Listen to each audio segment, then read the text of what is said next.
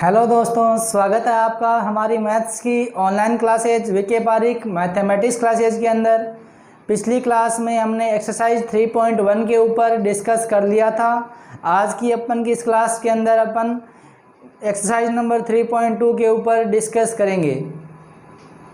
अगर आपको हमारे वीडियो पसंद आए तो उनको लाइक और शेयर करना और चैनल को सब्सक्राइब करना। कोई कमी लगे तो कमेंट बॉक्स में कमेंट करके ज़रूर बताना। चलो स्टार्ट करते हैं अपनी एक्सरसाइज नंबर 3.2। कल की क्लास के अंदर अपन ने पेयर ऑफ लीनियर इक्वेशन को ग्राफिकली शो करना सीख लिया था कि कैसे पेयर ऑफ लीनियर इक्वेशन को अपन ग्राफ के अंदर ग्राफ पेपर पर प्लॉट करते हैं। ठीक है, अब किसी भी पेयर ऑफ लीनियर इक्वेशन के अंदर अपन ने बताया था कि जो ग्राफ है वो क्या होता है, स्ट्रेट लाइन आती है। किसका? Pair of linear equation in two variable का ग्राफ हमेशा क्या आता है, एक स्ट्रेट लाइन होती है। अब पेयर ऑफ लीनियर इक्वेशन में दो स्ट्रेट लाइन आएगी, तो दो स्ट्रेट लाइन के लिए अपन ने कल बताया था कि दो स्ट्रेट लाइन के लिए तीन कंडीशंस पॉसिबल है। पहली कंडीशन कि दोनों स्ट्रेट लाइन हो सकता है एक दूसरे को इंटरसेक्ट करे। जब दोनों स्ट्रेट लाइन एक दूसरे को इंटरसेक्ट करेगी उस कंडीशन में केवल और केवल एक सॉल्यूशन एग्जिस्ट करेगा, यानी यूनिक सॉल्यूशन होगा।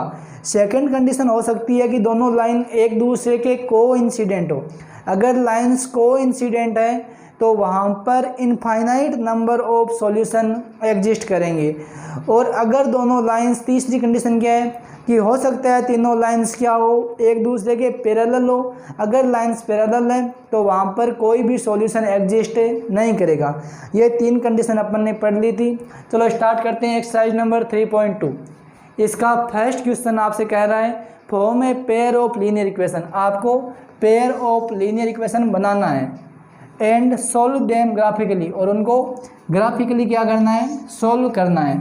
तो देखो इसका फर्स्ट पार्ट क्या है, 10 student of class 10, class 10th है, उसमें कितने बच्चे, 10 बच्चे took part in a mathematics quiz. एक मैथमेटिक्स की क्यूज रखी गई है, उसके अंदर क्लास 10 के 10 बच्चे पार्टिसिपेट कर रहे हैं, भाग ले रहे हैं। If number of girls is 4 more than number of boys, क्या गिवन है कि जो नंबर ऑफ गर्ल्स है, लड़कियों की जो संख्या है वो क्या है, 4 मोर, 4 ज़्यादा है किससे, देन नंबर ऑफ बॉयज, यानी जितने क्लास के अंदर लड़के हैं उससे 4 ज़्यादा लड़कियों की संख्या है। ठीक है, find the number of boys and girl who took participate in quiz. आपको गर्ल्स की और बॉयज़ की जो नंबर है, संख्या है, वो बतानी है। तो देखो इस प्रकार के क्वेश्चनों में क्या करते हैं, अपन मान लेते हैं कि लड़कों की संख्या मान लो x है, let number of boys x, और मान लो लड़कियों की संख्या क्या है, y है, number of girls is equal to y, मान लिया। अब क्वेश्चन के अंदर क्या दिया हुआ है कि क्वेश्चन के अंदर दिया हुआ है आपको कि कुल 10 बच्चे पार्टिसिपेट कर रहे हैं। तो कुल 10 बच्चे पार्टिसिपेट कर रहे हैं तो क्या होगा, x प्लस वाई कितना होगा, 10 के इक्वल होगा। Total number of student of class 10 who took participate in mathematics quiz MQ is equal to कितने हैं, 10 है। तो वो 10 बच्चे कौन कौन से हैं, लड़कियां भी है और लड़के भी है, यानी x लड़के प्लस y लड़कियां कितनी हैं, 10 के इक्वल है। ये आपकी इक्वेशन नंबर 1 आ गई। सेकेंड कंडीशन आपको क्या गिवन है कि इफ नंबर ऑफ गर्ल्स, यानी लड़कियां कौन सी है, y है, ये क्या है, 4 more than number of boys, लड़कियां लड़कों से 4 अधिक है। तो लड़के कितने हैं, x है। अगर मैं लड़कों की संख्या में 4 जोड़ दूं तो क्या आ जाएगी, लड़कियों की संख्या आ जाएगी, यानी y is equal to x plus 4। ये आपकी इक्वेशन नंबर सेकेंड। तो ये आपका पेयर ऑफ लीनियर इक्वेशन आ गया। इसको ग्राफिकली हमें सोल्व करना है। तो ग्राफिकली सोल्व कैसे होगा, आप इन दोनों के लिए ग्राफ बनाओगे। ग्राफ क्या आएगा, स्ट्रेट लाइन आएगी। तो दोनों स्ट्रेट लाइन जिस पॉइंट पर इंटरसेक्ट करेगी वो इंटरसेक्टिंग पॉइंट ही क्या होगा, इसका सॉल्यूशन होगा, जिसके अंदर पहली वैल्यू किसकी होगी, x की होगी, दूसरी वैल्यू y की होगी। यानी पहले x की जो वैल्यू आएगी सोल्व करने पर वो तो होगा नंबर ऑफ बॉयज, और जो y की वैल्यू आएगी वो होगी नंबर ऑफ गर्ल्स। तो पहले अपन इक्वेशन नंबर 1 को लेते हैं, क्या है, x plus y is equal to 10। यहाँ से x की वैल्यू क्या आएगी, 10 माइनस वाई। अब यहाँ पर आपको RHS में राइट हैंड साइड में y की वैल्यूज पुट करनी है और उसके लिए आपके पास में x की वैल्यूज आती जाएगी। मिनिमम आपको x और y की दो वैल्यूज फाइंड आउट करनी है। तो देखो y अगर मैं यहाँ पर 4 पुट करूँ तो x कितना आएगा 10 - 4 यानी x कितना आ जाएगा 6 आ जाएगा। अगर मैं y की वैल्यू 6 पुट करूँ तो x कितना आएगा 10 - 6 यानी x आ जाएगा हमारा 4। तो अब एक टेबल बना लेंगे x और y की। जब अपन ने x की वैल्यू 6 है तो y कितना है 4 है, और जब x की वैल्यू 4 है तो y कितना है 6 है। ये पहली इक्वेशन का काम कंप्लीट हो गया। अब बाई इक्वेशन सेकेंड, देखो इक्वेशन सेकेंड क्या गिवन है, y = x + 4। यहाँ वेरिएबल आपका सेपरेट किया हुआ है, इसको सेपरेट नहीं करना है। अब यहाँ पर आप वैल्यू किसकी पुट करोगे, x की वैल्यू पुट करोगे और y की वैल्यू हमारे पास में आ जाएगी। तो x की वैल्यू मैंने 2 पुट करी तो y कितना आया 2 + 4 6 आ गया। यदि x की वैल्यू यहाँ पर मैं 0 पुट करूँ तो y कितना आएगा 0 + 4 यानी 4। यहाँ पर इसकी दूसरी टेबल बना लो x और y की। पहली वैल्यू x की आएगी, दूसरी वैल्यू y की आएगी। जब अपन ने x की वैल्यू 2 पुट करी तो y कितना आ रहा है 6 आ रहा है। जब x की वैल्यू 0 पुट करी y कितना आ रहा है 4 आ रहा है। तो दोनों लीनियर इक्वेशन के लिए हमारे पास में टेबल आ चुकी है।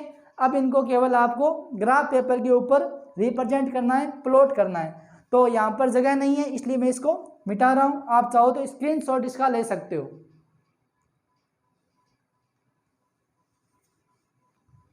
अब देखिए ग्राफ में क्या होता है, दो अक्ष होती है हमारे पास में, एक होती है एक्स अक्ष, दूसरी होती है वाई अक्ष। एक्स अक्ष और वाई अक्ष। जो हमारे पास में वर्टिकल लाइन होती है वो तो क्या होती है वाई अक्ष, ये कौन सी है वाई अक्ष। और जो हमारे पास में हॉरिजॉन्टल लाइन होती है वो क्या होती है एक्स अक्ष होती है। अब इसके ऊपर देखो स्केल क्या लें अपन, एक्स की मैक्सिमम वैल्यू कितनी है 6 है, वाई की मैक्सिमम वैल्यू भी कितनी है 6 है। तो यहाँ पर अपना काम, अगर मैं स्केल 1 सेंटीमीटर = 2 यूनिट ले लूँ तो काम आसानी से बन जाएगा। तो देखो स्केल क्या ले रहा हूँ यहाँ पर, स्केल एक्स एक्सिस पर 1 सेंटीमीटर = 2 यूनिट और वाई एक्सिस पर 1 सेंटीमीटर = 2 यूनिट। ये हमारी स्केल हो गई। तो यहाँ क्या आएगा देखो 0, 2, 4 और 6। यहाँ भी क्या आएगा 2, 4 और 6। देखो जब x 6 तो y 4, x 6 तो y कितना है 4 है, ये रहा x 6 तो y 4, x 4 तो y 6, x 4 और y कितना है 6 है, ये रहा हमारा पॉइंट x 4 तो y 6। अब इन दोनों को आपको क्या करना है, स्केल की हेल्प से इनको मिलाना है और इस लाइन का नाम क्या है हमारे x = 10 - y आपको यहाँ पर राइट करना है। अब देखो सेकेंड लाइन की इक्वेशन कौन सी है, y = x + 4 है। यहाँ जब x 2 है तो y कितना है 6 है, x 2 तो y कितना है 6, ये पॉइंट होगा x 2 तो y 6।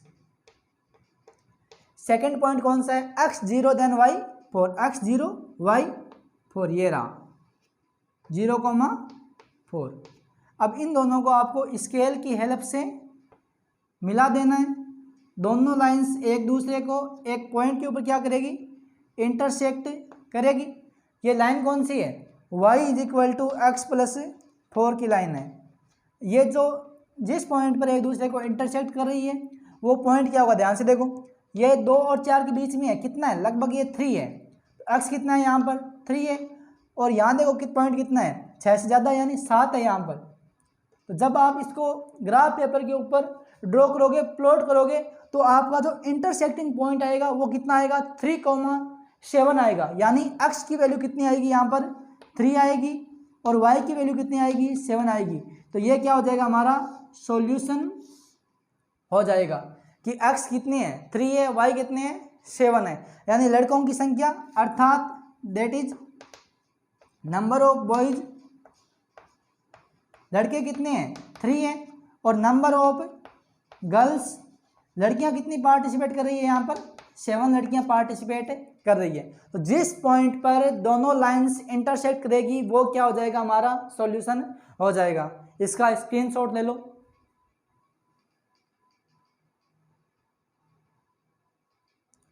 अब देखिए क्वेश्चन नंबर फर्स्ट का सेकेंड पार्ट क्या कह रहा है आपसे, 5 pencils and 7 pens together cost ₹50।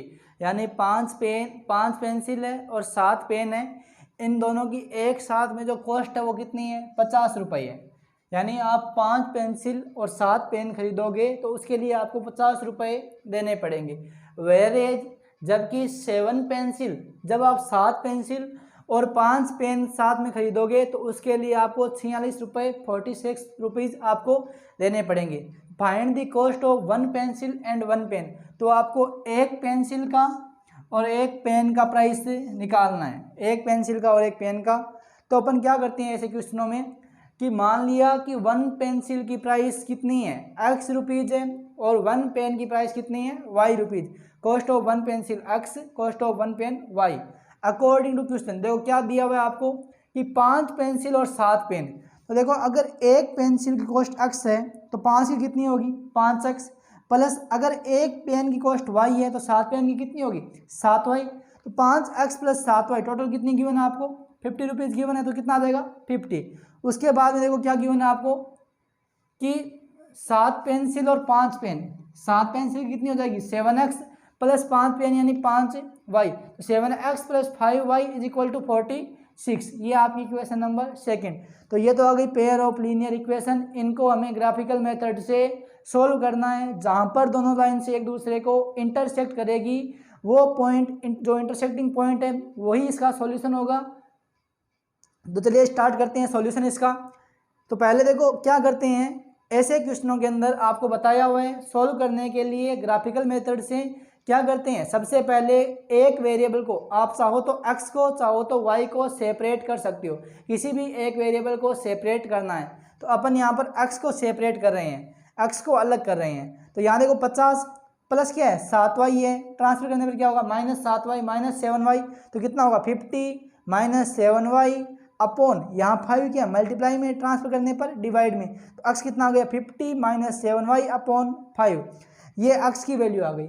यहाँ आपको अब y की अलग अलग वैल्यूज पुट करनी है और प्रत्येक y की वैल्यू के लिए हमें x की एक वैल्यू फाइंड आउट हो जाएगी, मिल जाएगी। तो अगर मैं यहाँ y, ध्यान इतना रखना है कि जब आप यहाँ y की वैल्यूज पुट करो तो आपको कोशिश यही करनी है कि आप y की वही वैल्यू पुट करो जिसके लिए x इंटीजर आ जाए। आपको y की ऐसी इंटीजर वैल्यू पुट करनी है जिसके लिए x भी क्या आए, इंटीजर आए। तो अगर मैं यहाँ y 5 पुट करूँ तो देखो x कितना आएगा, 50 माइनस 7 इंटू 5 कितना होगा, 35 अपॉन 5। तो 50 माइनस 35 कितना होगा, 15 अपॉन 5। x कितना आ गया, 3। यानी जब अपन ने y की वैल्यू 5 पुट करी तो x कितना आया, 3।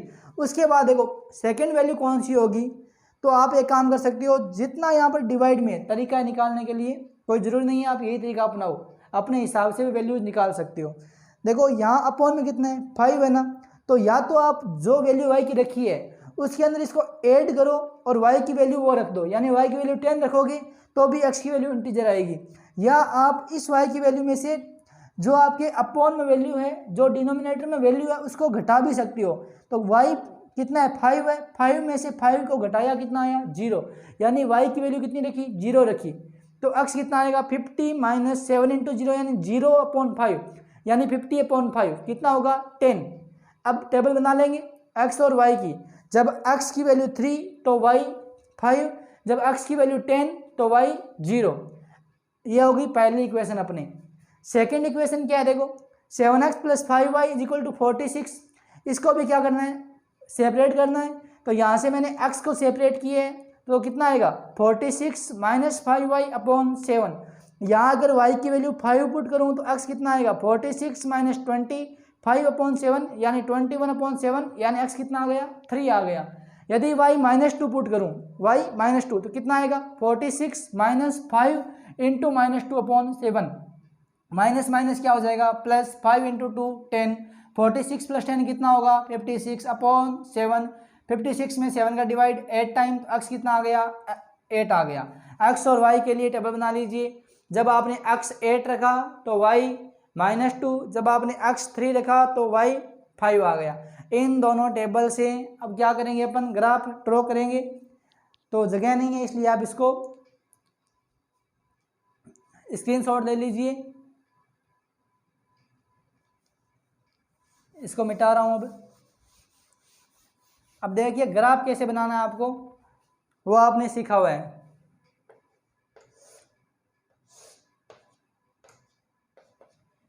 X O X dash, Y O Y dash, scale लेना है आपको, बताया हुआ। देखो एक्स की मैक्सिमम वैल्यू कितनी है, 10 है, तो स्केल क्या लोगे आप, एक्स एक्सिस पर जो 1 सेंटीमीटर होगा इसके इक्वल लोगे आप 2 यूनिट के इक्वल। एक्स एक्सिस पर 1 centimetre is equal to 2 unit. और सेम स्केल आपको वाई एक्सिस पर लेनी है, वाई एक्सिस पर 1 centimetre is equal to also 2 unit. तो कितना आएगा देखो, 2, 4, 6, 8 और 10। 2, 6, 4, 8, यहाँ -2, यहाँ भी -2, -4। देखो जब x3 तो y 5, x3 कहाँ पर होगा, 2 और 4 के बीच में यहाँ होगा, तो x3 तो y कितना है, 5 कहाँ पर होगा, सॉरी यहाँ कितना आएगा 4, यहाँ पर 6। तो x3 ये रहा, y 5, 4 और 6 के बीच में यहाँ पर आएगा। तो ये पॉइंट क्या हो जाएगा, 3,5 हो जाएगा। जब x10 तो y 0, ये रहा x10 और y कितना है x एक्सिस पर 0। आपको इन दोनों पॉइंट्स को स्केल की हेल्प से मिला देना है।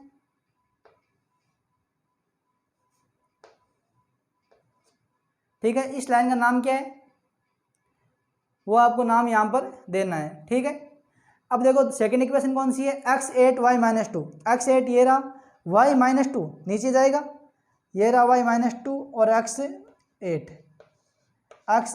y -2। सेकेंड पॉइंट कौन सा है, x3 y 5, ये कॉमन पॉइंट है, तो यहाँ से भी ये क्या होगी, इक्वेशन जाएगी। तो जो आपका कॉमन पॉइंट है 3,5, ये क्या हो जाएगा, सॉल्यूशन हो जाएगा। तो यहाँ x की वैल्यू कितनी है बताओ, 3 है और y कितना है, 5 है। तो x आपने क्या माना था, एक पेंसिल की प्राइस मानी थी, और y क्या माना था, पेन की प्राइस। तो यहाँ से क्या आ गया, प्राइस ऑफ 1 पेंसिल जो आपने x के इक्वल मानी थी वो कितना आया है, 3 रुपीज़ आया है। और जब आपने प्राइस ऑफ 1 पेन जो आपने y रुपीज़ मानी थी वो कितना आया है, 5 रुपीज़। यानी एक पेन की कीमत पेंसिल की कीमत 3 रुपये है और एक पेन की कीमत कितनी है, 5 रुपये है। इस प्रकार से आपका फर्स्ट क्वेश्चन कंप्लीट है। आशा करता हूँ आपको अच्छे से समझ आ गया होगा। जब आप ग्राफ के ऊपर इसे ड्रॉ करोगे तो एकदम आपका राइट आंसर आएगा। अब देखिए, अगला क्वेश्चन करने से पहले हमारे पास में एक टेबल है, उस टेबल को अपन स्टडी करेंगे। अगर आपने इस टेबल को, इस सारणी को ध्यानपूर्वक पढ़ लिया और याद कर लिया तो आपके सीबीएसई के अंदर जो एमसीक्यू क्वेश्चन आएंगे उसका 1 या 2 क्वेश्चन यहाँ से पक्का आएगा। तो आपको इस टेबल को ध्यान से पढ़ना है। इस टेबल के ऊपर ही सारे आगे के क्वेश्चन क्या है, बेस है, इसके ऊपर ही पूरे आधारित है।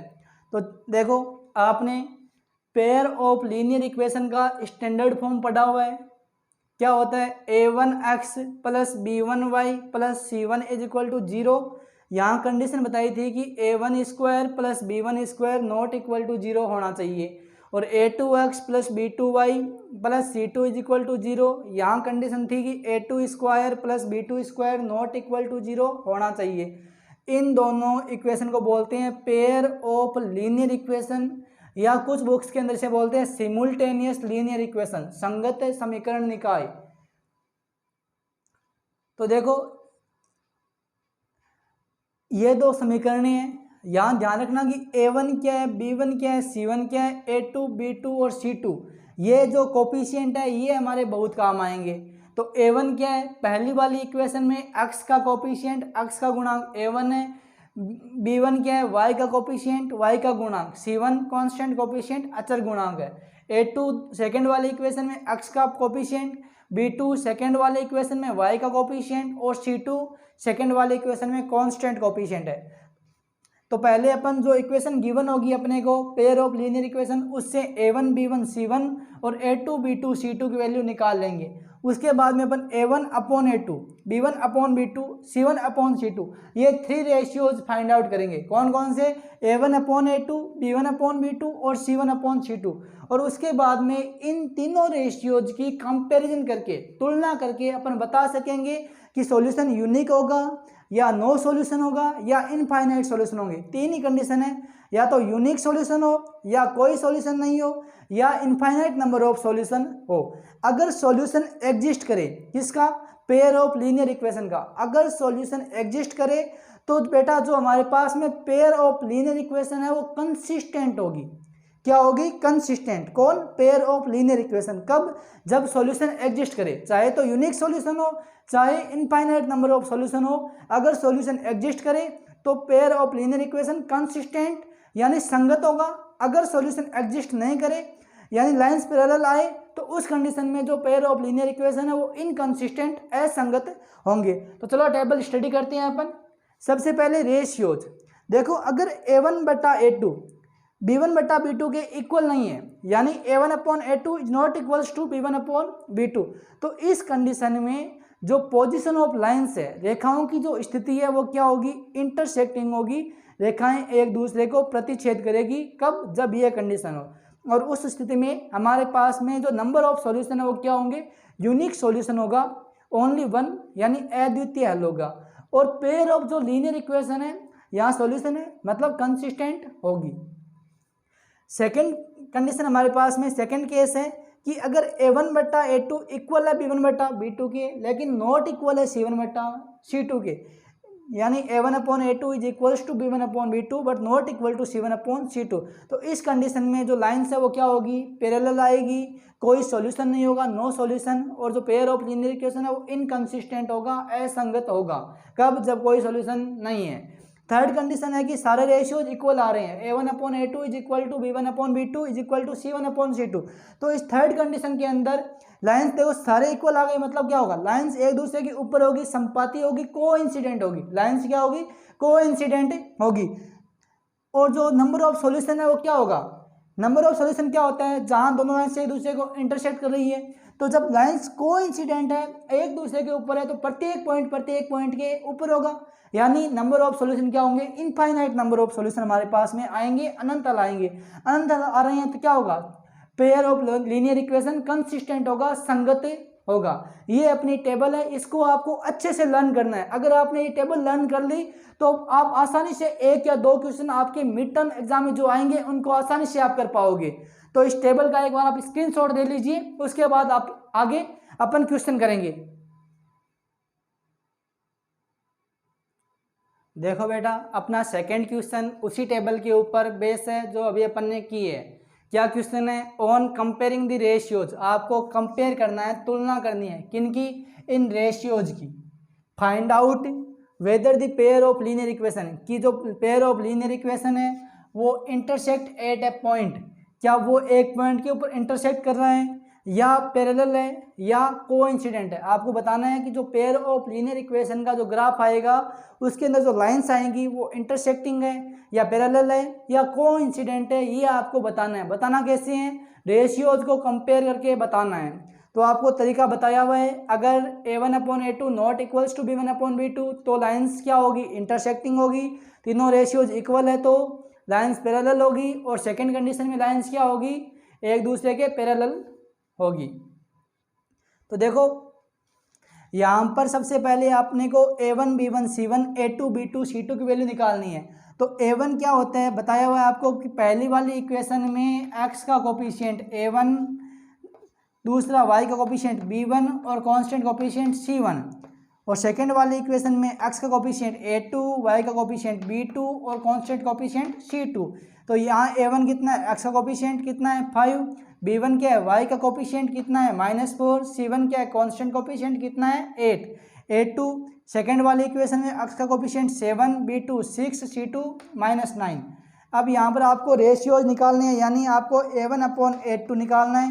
कितना आएगा देखो 5/7। सेकेंड आपको B1/B2 निकालना है, देखो कितना आएगा -4/6। इसको जब आप सॉल्व करोगे तो 2 की टेबल से कट जाएंगे, कितना आएगा -2/3।